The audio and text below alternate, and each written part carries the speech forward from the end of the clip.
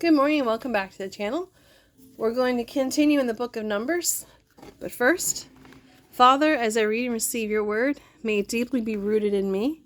So when difficulty comes, it will be your word that encourages, and strengthens me. Apologize. The Silver Trumpets, chapter 10. Now the Lord said to Moses, "Make 2 trumpets of beaten silver to be used for summoning the people to assemble for signaling the breaking of camp. When both trumpets are blown, the people will know that they are to gather before you at the entrance of the tabernacle. But if only one is blown, then only the leaders of the tribes of Israel will come to you. When you sound the signal to move on, the tribes of the east side of the tabernacle will break camp and move forward. When you sound the signal a second time, the tribes of the south will follow. You must sound short blasts to signal moving on. But when you call the people to an assembly, blow the trumpets using a different signal. Only the priests, Aaron's descendants, are allowed to blow the trumpets. This is a permanent law to be followed from generation to generation. When you arrive in your own land and go to war against your enemies, you must sound the alarm with these trumpets, so the Lord your God will remember you and rescue you from your enemies. Blow the trumpets in times of gladness, too, sounding them at your annual festivals and at the beginning of each month to rejoice over your burnt offerings and peace offerings." Excuse me. "The trumpets will remind the Lord your God of his covenant with you. I am the Lord your God." The Israelites leave Sinai. One day in mid-spring, during the 2nd year after Israel's departure from Egypt, the cloud lifted from the tabernacle of the covenant. So the Israelites set out from the wilderness of Sinai and traveled on in stages until the cloud stopped in the wilderness of Paran. When the time to move arrived, the Lord gave the order through Moses. The tribes that camped with Judah headed the march with their banner, under the leadership of Nahshon, son of Amminadab. The tribe of Issachar was led by Nathaniel, son of Zuar. The tribe of Zebulun was led by Eliab, son of Helon. Then the tabernacle was taken down. And the Gershonite and the Merarite division of the Levites were next in the line of the march, carrying the tabernacle with them. Then the tribes that camped with Reuben set out with their banner, under the leadership of Eleazar, son of Shedeur. The tribe of Simeon was led by Shelumiel, son of Shaddai. The tribe of Gad was led by Elishaph, son of Deuel. Excuse me. Next came the Kohathite division of the Levites, carrying the sacred objects from the tabernacle. When they arrived at the next camp, the tabernacle would already be set up at its new location. Then the tribes that camped with Ephraim set out with their banner under the leadership of Elishama, son of Ammihud. The tribe of Manasseh was led by Gamaliel, son of Pedazur. The tribe of Benjamin was led by Abidan, son of Gideoni. Excuse me. Last of all, sorry, mornings sometimes are rough on me. Last of all, the tribes that camped with Dan set out under their banner. They served as the rear guard for all the tribal camps. The tribe of Dan headed this group under the leadership of Ahizur, son of Ammishaddai. The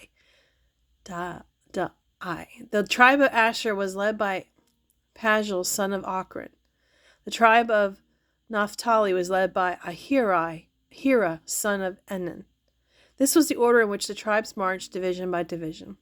One day Moses said to his brother-in-law, Hobab, son of Reuel, the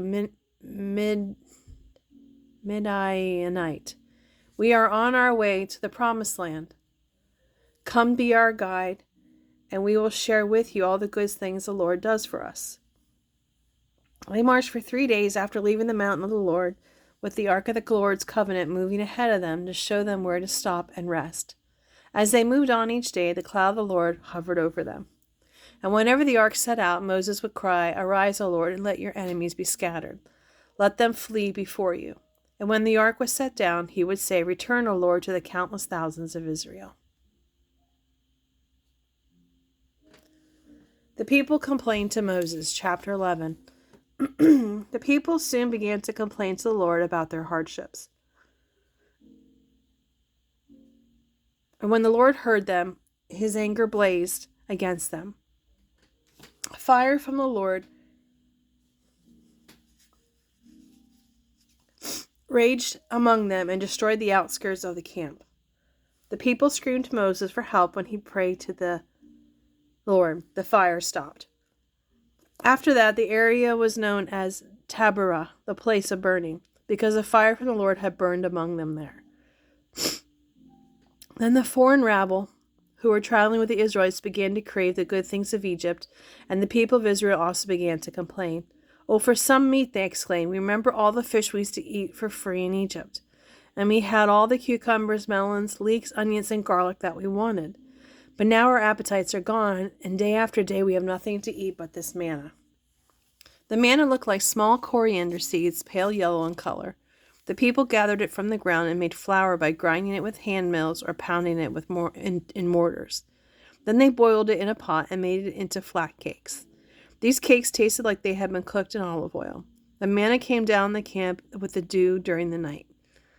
Moses heard all the family standing in front of their tents weeping, and the Lord became extremely angry.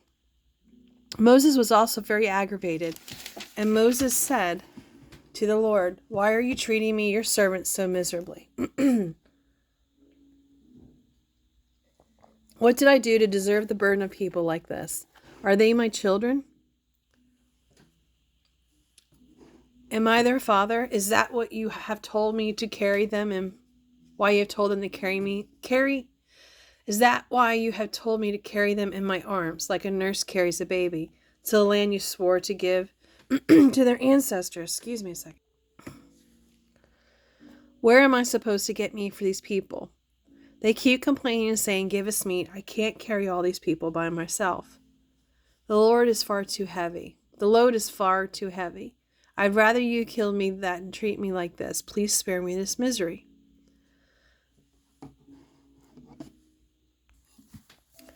Moses chooses 70 leaders. Then the Lord said to Moses, "Summon before me the leaders of Israel.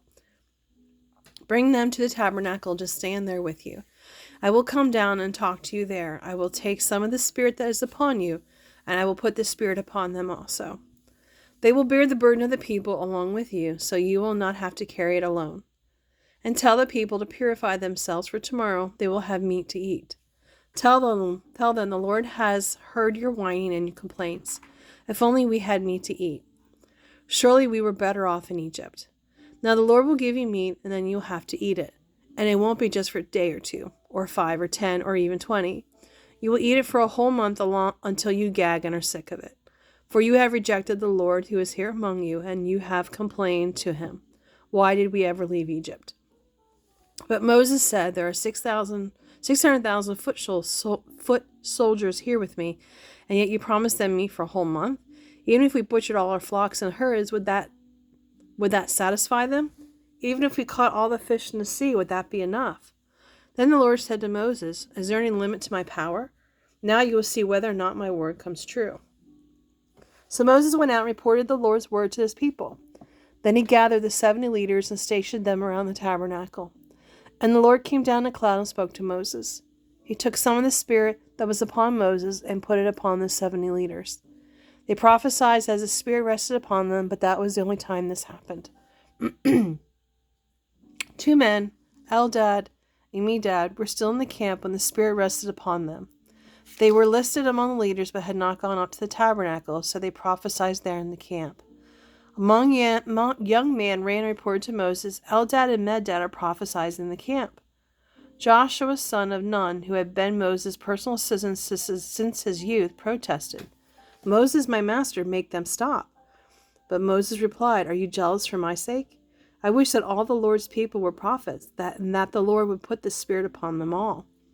Then Moses returned to the camp with the leaders of Israel.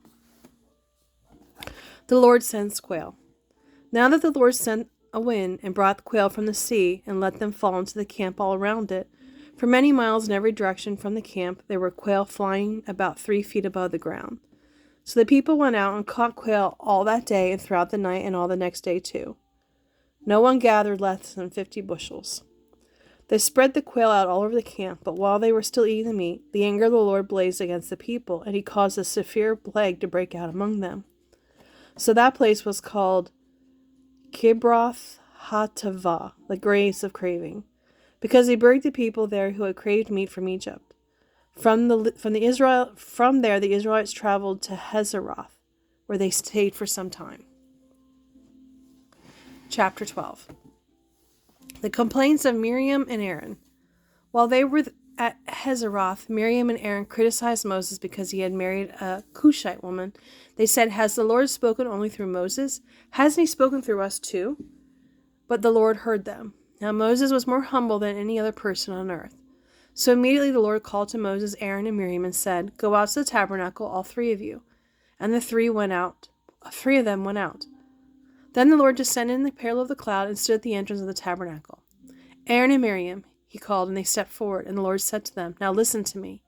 Even with prophets, I, the Lord, communicate by visions and dreams.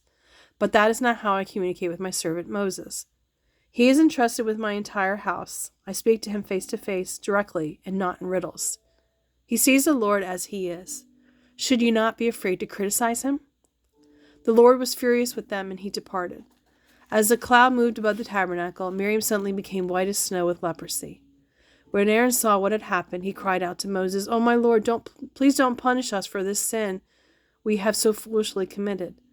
Don't let her be like a stubborn, stillborn baby already decayed at birth." So Moses cried out to the Lord, "Heal her, O God, I beg you."